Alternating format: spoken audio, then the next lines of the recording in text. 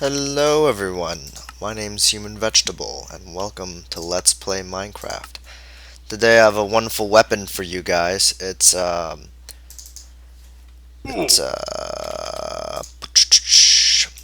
as you know, Minecraft 1.7 is out, well, 1.72, and I built a new kind of cannon. I'll take a tour first. We'll be shooting the ground below us. And this is the cannon. Basically, it's just waterless. It's like a waterless it's a waterless obsidian cannon. It'll fall down and blow up. There's a switch up here. The bottom switch activates the ammo TNT, and the top switch activates the actual reloading part. Reloading part is automatic, but unfortunately you have to turn it on and off when you feel like it. Of course, I do this for safety measure. Of course, when the fire is on safe, the fire switch is on safe, you could make the piston cannon automatically reload itself, but I don't feel like doing that. You could do it if you want. Okay, so quick tour. Here it is. Let me get some torches. Nothing fancy. It's just whatever. Alright. This is the 5 clock. But let me show you how I wired everything as soon as the sun rises. Hello everyone and welcome back. Looks like the light is coming up. Anyways, like I said, the bottom switch works the ammo and fuel, and the top switch works the reloading. I'm a bit tired, haven't gone to sleep. I downloaded this game called Digital Combat Simulator A10, ATAC 10C, A-10C, okay, Warthog, and it is the most complicated game I have ever played. Like, holy crap. If you ever wanted to, I don't know, you know what the Hadron Particle Collider is? It's this giant hoobajoob that smashes two atoms together or some shit, and they see the particles. It's like that, but not exactly as complicated. It's still complicated as hell. But anyways, the bottom switch, it'll go, if you flick it, it'll go down, it'll send a signal down to here, and it'll go here, and it'll split off left and right. Left is for the left cannon, which, as you can see, is not even made, and then the right part goes to the right cannon, and it splits into two. The bottom section will only power the first 3 TNT, which is the 3 fuel TNT, and this one will go off and this one will go off and power the rest of the redstone. So this bottom one will power 1, 2, 3, and this top one will power 1, 2, 3, 4, 5, 6, and then whatever. Okay, now you know how the that works. So need a moment. The top one. All right, let's take a look at that. Okay. Signal goes here, it splits left and right. Right is for the left cannon, but let's go over here. Alright, this one goes down, sends a signal to this 5 clock. 3, 4, 5, yeah. No, it's a 7 clock. 1, 2, 3, 4, 5, 6, 7. I think they're better than the 5 clocks, but you know, whatever. I don't know. It's just experimentation. This part powers this particular piston, as you see, and it also splits off over here. Bam! What does it have to rain?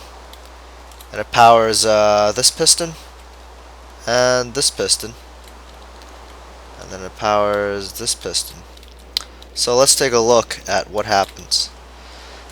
Everything's activating. Oh, this piston's not gonna work because this bedrock, but whatever. Obsidian works to act like bedrock because it works like bedrock, and obsidian cannot be moved to avoid abuse and whatever. So, alright, as I was saying, let's say this will push everything that way up to 13 blocks, that being block 1 and 13 being the block all the way down there. The 13th block, once the 13th block is set, then this can't no longer move.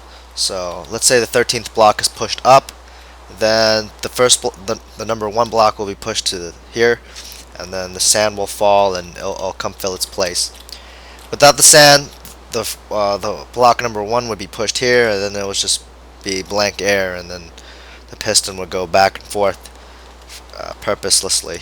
So anyways, this would be pushed up. This piston right over here where this crosshair is through this wall, it's gonna push it that way, and it's gonna keep doing that until it's all reloaded. Then it just stops automatically because there's a certain amount that the pistons can push before they just stop.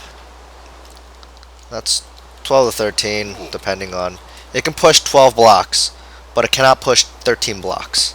So there you go. Anyways, let's fire it once. See that? And then that. And then they fire.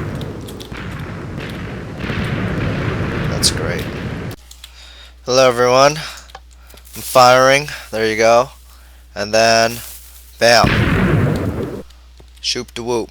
Oh man, look at that. Kill that pig. Anyways, I think it was too arced, but whatever. You turn it off so it doesn't blow up as you load it, and then you use the auto reload function. It works fine right now, but if you increase the length of the freaking cannon, it works horribly. I don't know why. I mean, it's the same freaking mechanics, but it works horribly. You turn it off, turn it on. Oh shit. Oh shit. There we go. There we go. Alright. My bad.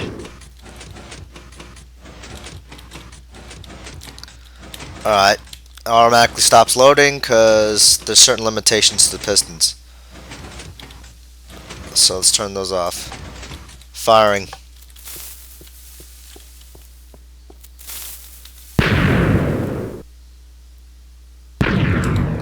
Alright.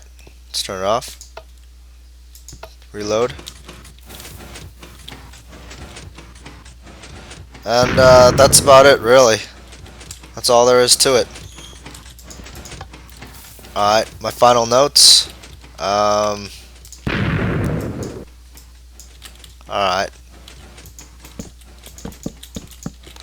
My final notes. You need obsidian to block upward going blocks, or they may make their way up to the red stone.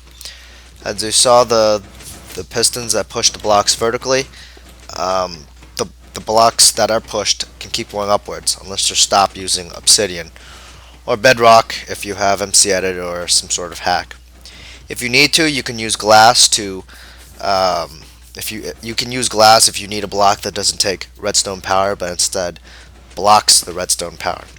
I try to build a massive weapon where this reloading line just goes all the way back over there, but it only went back not even like the whole damn thing. It's like 50 blocks back, and I had problems. The pistons don't function properly. They fire in such a way that the bottom piston fires when the top piston is drawn. The bottom piston I'm referring to as the vertical block moving ones, and the top piston as horizontal block moving ones. They both fire at like the same time, or they fire at like the bottom piston would fire whenever the top piston is drawn. So it's like nothing happens. So I tried adding 2 separate clocks to at least help fix the problem. At first they were all connected to a 7 clock, but then I set it so that the pistons that push horizontally were tied to a 7 clock, and the pistons that push vertically were tied to a 5 o'clock. This way the vertical pistons push a little faster than the 7 clock, or so I thought, because they end up pushing at nearly the same time. This is unfortunate because I thought I could have built a massive self-reloading weapon, but I'll have to settle for this. On another note, I had an idea to make this automatic reloading cannon, but well, automatic fire cannon. But from what the best I can think of, the only way I can do that is if I waste a TNT per shot. Uh, I think the last TNT to get loaded would get pushed onto the end, and it would connect a redstone signal, causing the cannon to fire. The TNT reacts to the redstone, it would fall. You waste a TNT, but that sacrifice makes the cannon automatic fire. I can't think of anything better than that. I don't feel like making that a video. It seems inefficient. Possible, but inefficient. Nothing special. But I hope you enjoyed this video, and you know, we'll all see that pig I killed in hell. Whee!